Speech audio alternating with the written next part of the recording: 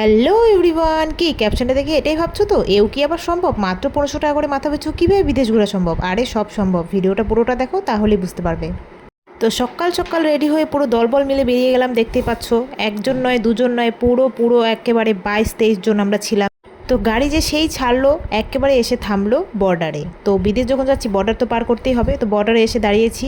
এখানে কিন্তু ভীষণ কড়াকড়ি ছিল, আর তোমরা কিন্তু অবশ্যই এখানে আসলে ID proof, original ID proof তোমরা নিয়ে আসবে সঙ্গে করে, না হলে কিন্তু এখানে একেবারেই ঢুকতে দেবে না, জেরক্স হলে কিন্তু হবে না, অরিজিনালই লাগবে। তো যেহেতু আমরা অনেক সকাল সকাল বেরিয়েছিলাম, আর এখানে বর্ডারে চেকিং টাইমে অনেকটাই সময় লেগে যাবে, তো আমরা কিন্তু এখানে টিফিন করে নিচ্ছিলাম সবাই মিলে। এদিকে আমরা হালকা পাতলা পেট পুজো করতে করতে চেকিংও কিন্তু কমপ্লিট হয়ে গেল। চেকিংয়ে কিন্তু অনেকটাই সময় লেগে যায়, কিন্তু আজকে একটু ভিড়টা কম ছিল বলে আমাদের তাড়াতাড়ি হয়ে গেল। তারপর কিন্তু আবার সবাই মিলে বেরিয়ে পড়লাম বাসে করে। আমরা কিন্তু একটা মিনি বাস নিয়েছিলাম, যেহেতু আমরা অনেকজন ছিলাম তাই। আর তোমরা যদি কম জন থাকো তাহলে কিন্তু তোমরা ছোটো গাড়িও নিতে পারো।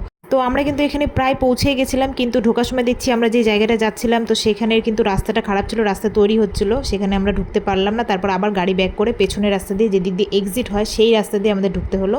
তো এক্সিট যেখানে গাড়িটা পার্ক করার জায়গা, সেইখানে কিন্তু একটা ফলের গাছ ছিল, তো সবাই মিলে সেটাই পেরে পেরে খাচ্ছিল, আর আমাকে একটু পাপিয়ে দিয়ে খাইয়ে দিল, আর আমার রিয়াকশনটাই দেখতেই পাচ্ছ।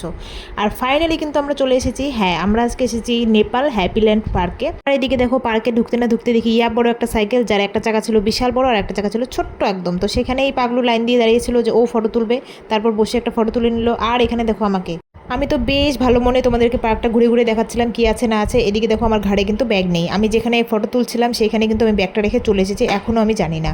তারপর কিন্তু মনে পড়েছিল, তারপরে কিন্তু আবার দৌড়ে গিয়ে নিয়ে আসলাম। ব্যাগ কোথায় খুঁজতে খুঁজতে তারপর কিন্তু পেয়েছি। আর এখানে কিন্তু ঢুকতে না ঢুকতেই মানে তুমি এত স্পট পাবে তোমরা যে তোমাদের মনই চাইবে না যে আমরা এখানে তুলবো না। সব জায়গায় একটা না একটা স্পট রয়েছে ফটো তোলার জন্য।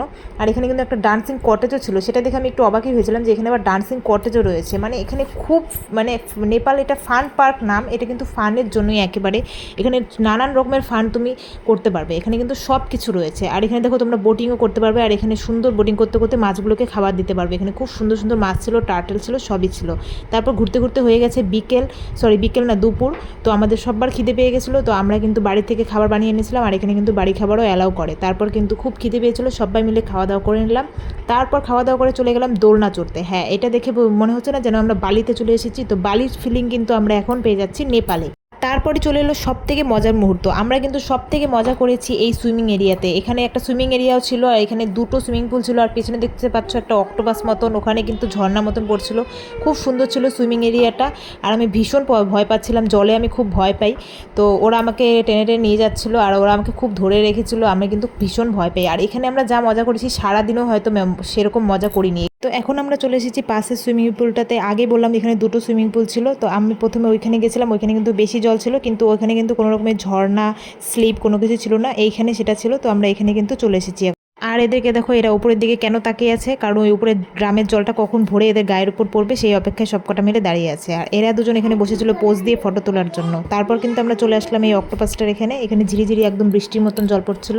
যেহেতু জলে আমি ভয় পাই, তাই কিন্তু স্লিপগুলোতে চড়তে আমি খুবই ভয় পাচ্ছিলাম। তারপর দেখলাম এখানে বাচ্চাদের জন্য স্লিপগুলো রয়েছে, পাপিয়ে দিয়ে ডেকে আমাকে ওখানে নিয়ে গেল, তো সাহস করে ওখানে কিন্তু চড়ে নিলাম।